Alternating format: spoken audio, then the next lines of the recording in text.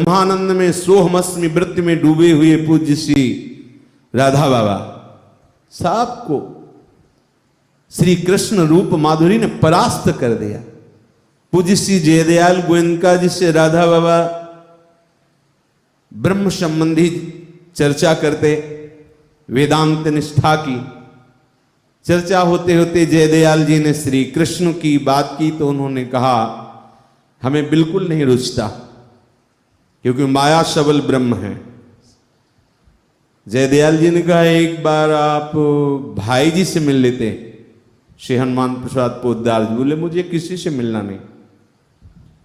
संयोग बैठा, गीता पृष्ठ का नवीन निर्माण हुआ था, तो जयदयाल जी उसके प्रधान थे, उन्हीं की कृपा से सब व्यवस्था बनी थी।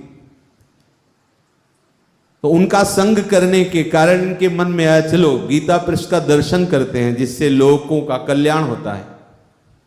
देश विदेश सब गीता पृष्ठ से भगवत भक्ति को प्राप्त हुए, क्योंकि वो जो मासिक कल्याण पत्रिका वो अंग्रेजी में भी हिंदी में भी कई भाषाओं में भाई जी महाराज ने संपादित किया, जिनको पढ़ पढ़ करके विषयी लोगों के भी हृदय में श्री कृष्ण अनुराग प्रकट हुआ।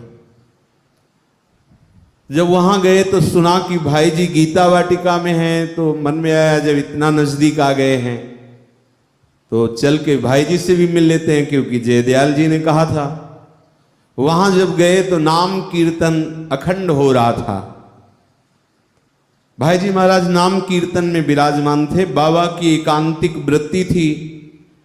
वहां एक मंदिर की सीढ़ी पर बैठ गए और कहा, ग्रीवा नीचे ही रखते थे, कहा कि हमें श्री भाई जी हनुमान प्रसाद पोद्दार जी से मिलना है, आप सूचना उनको दे सकते हैं।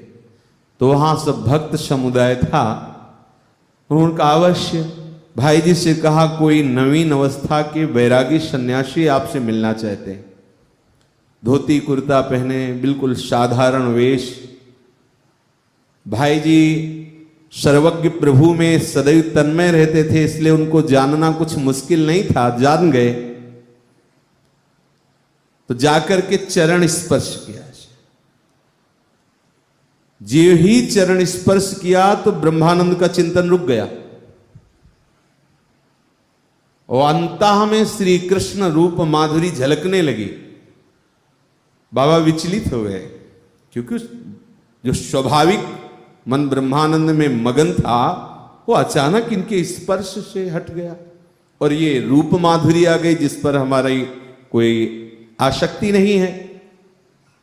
और नाम कीर्तन की गूंज हो रही थी। बाबा ने कहा मुझे एकांत में कहीं वास मिलेगा, मैं कुछ दिन रुकना चाहता हूं, पर ये मुझे सुनाई न दे, क्योंकि सोहम वृत्ति से वो सोच रहे थे